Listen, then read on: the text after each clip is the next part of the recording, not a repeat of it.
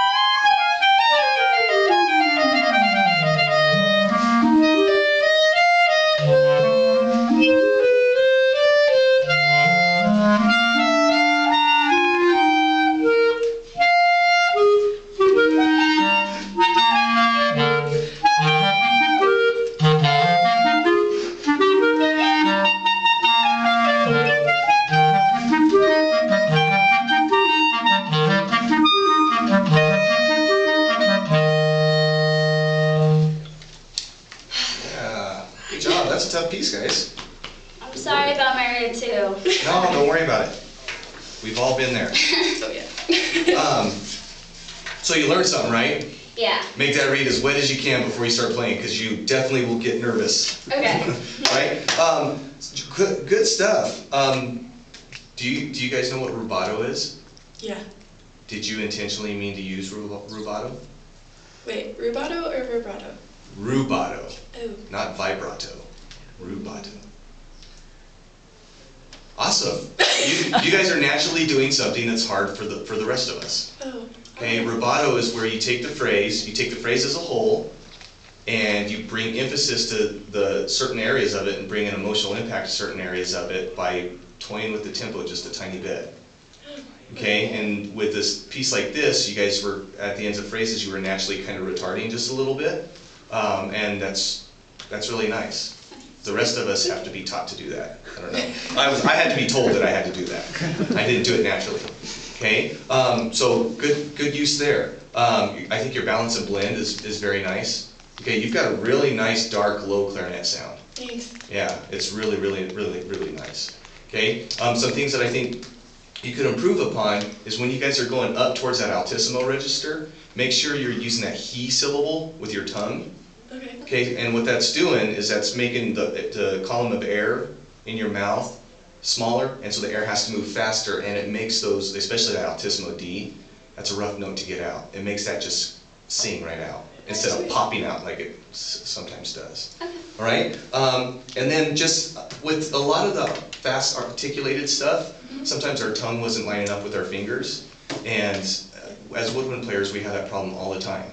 And what I have found works for me the best is whatever the passage is. I don't actually practice the passage with the articulation, I just do a major scale. And what I do is I call it a scale palindrome. You know what that is? It's same way. It's like dad and mom. They're spelled the same way, but front and back. Oh yeah. And so I do a 1-octave scale, and I slur it up, slur it down, slur 2, tongue 2 up, slur 2, tongue 2 down, and then I tongue all of them up, all of them down, and then I go backwards from there. I slur 2, tongue 2, and then slur. Okay. Okay, and what that does is it gives, I'm not slurring there, and whenever I'm doing it backwards, I'm not slurring 2, tonguing 2, I'm tonguing 2, slurring 2. Because it's back. You see what it is? Yeah. So it's all slurred, tongue 2, slur 2, all tongued, tongue 2, or slur 2, tongue 2, whatever way you want to do it. Yeah. Okay, but do it like that, and you'll find that your fingers start to line up, and you gotta ladder the tempo. So start at a very slow, comfortable tempo, bump it up 4 clicks until you can't do it anymore, then go back to the slow tempo. The next day, start at a tempo a little higher, and you'll be amazed at what your technique does. Sweet. Alrighty? Yeah. Cool. Good work, guys. Thank you. Yeah.